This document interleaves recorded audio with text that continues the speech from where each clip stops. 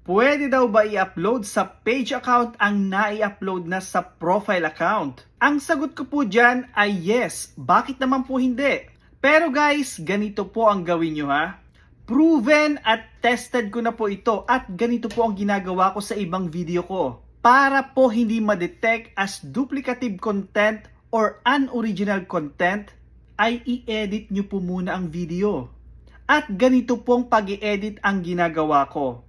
Number 1, baguhin nyo po ang title or caption ng video. Number 2, baguhin nyo rin po ang cover or thumbnail ng video.